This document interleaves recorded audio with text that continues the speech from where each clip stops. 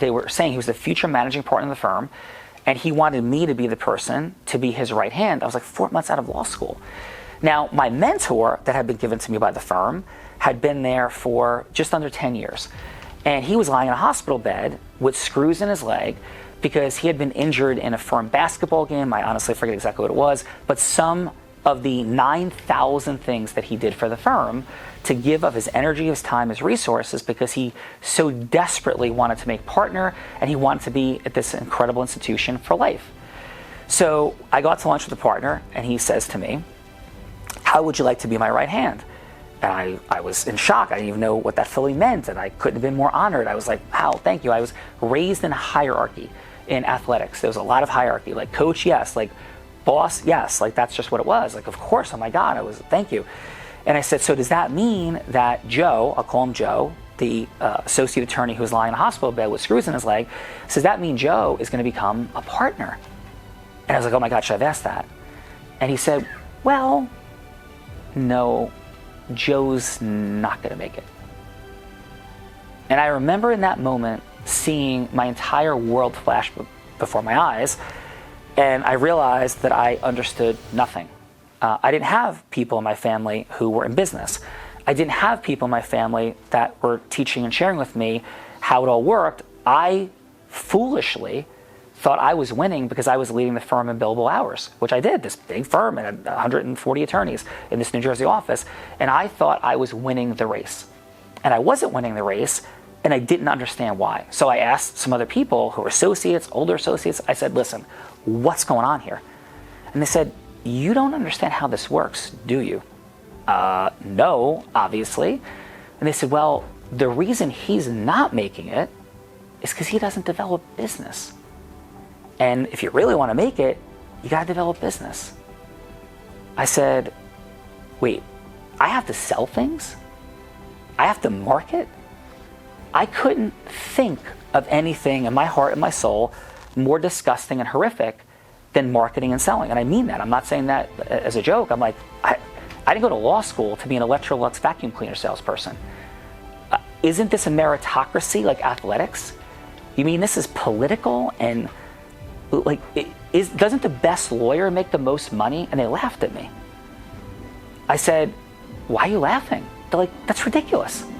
How does anybody know who the best lawyer is? What are you talking about?" I left. I went back to my apartment, which I had literally rented an apartment in the same corporate footprint of the firm. So I could actually, from my tiny one-bedroom apartment out my window, I could see the firm. And I cried that night knowing that I was going to be broke. Now, I could deal with being an alcoholic, not being an alcoholic, but I knew I was going to be broke because there's no way I was going to develop business. There's no way I was going to do that. So I went and talked to a mentor, and he was my chiropractor, and I told him the story. I said, "Listen, I'm going to be a high school baseball coach and a high school football coach. I'm going to be happy. I'm going to feel integrous. I'm going to feel good about what I do. I'm not going to be in this business development nonsense. There's no way I'm doing that. I'm quitting. I'm done. I'm $100,000 in debt. I will deal with it. I'll figure out a way. At least I'll feel good. I'm helping people, and I'll coach them in baseball and football, and they could feel the way I did about high school athletics at this beautiful, tiny little public high school that I went to." So immediately my dream became to go back to my alma mater and be a teacher and a coach. He said, "Before you do that," he said, "why don't you read this book? The books don't matter." And he started telling me about personal development books. I started reading, and one of the things I read blew my mind, and it said, if you're actually the best person at doing what you do, or you're really qualified at it, don't you have a moral responsibility to get that message to people? And I knew nothing about marketing, and I'm like, well, I thought marketing was just like calling people and running TV commercials. And what I started to learn, and I began to believe, more importantly, was that, wait a minute, I did win my law school's moot court award. I was the best person in the country in oral argument.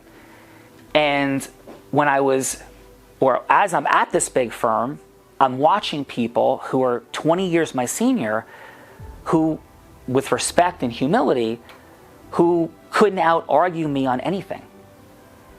And And that's an important thing for people. But I'm like, yeah, this person writing this book is right. How would anybody know that? And I don't believe in myself at all.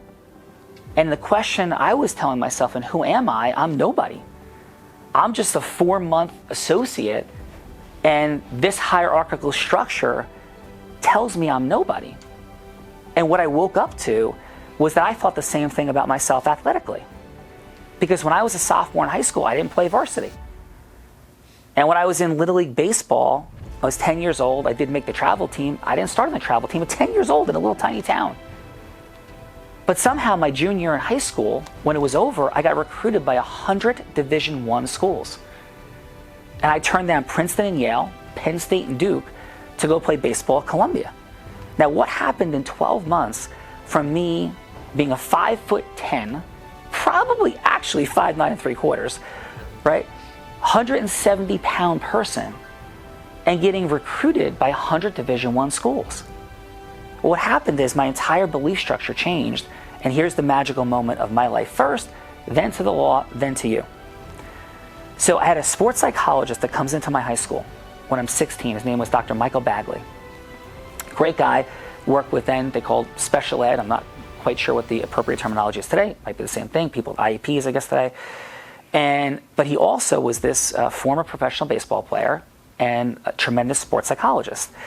And he ran a course for $10.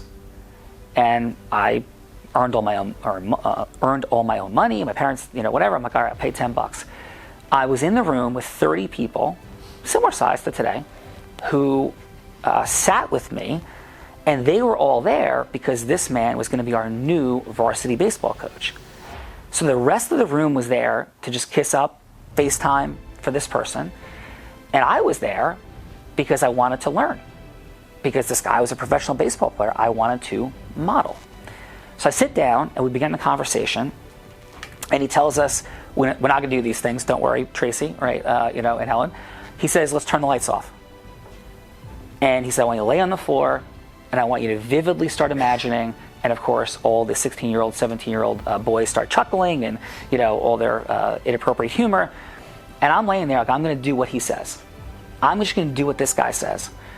So he says, start seeing yourself playing, start seeing yourself swing, start seeing yourself fielding balls, and imagery and visualization exercises begin.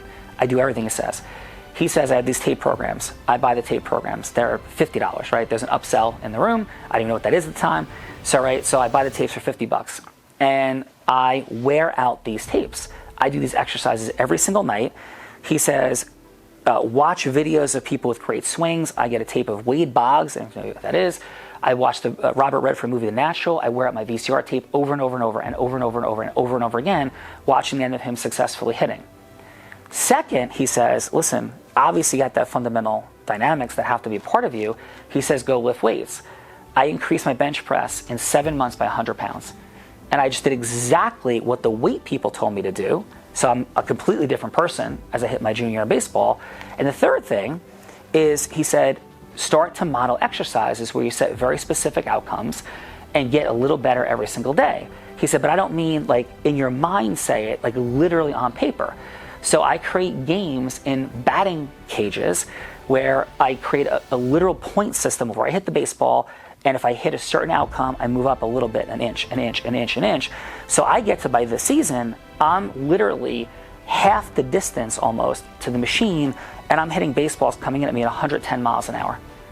And I end up going to this tryout camp with the best players in the country as a kid who didn't start varsity high school baseball,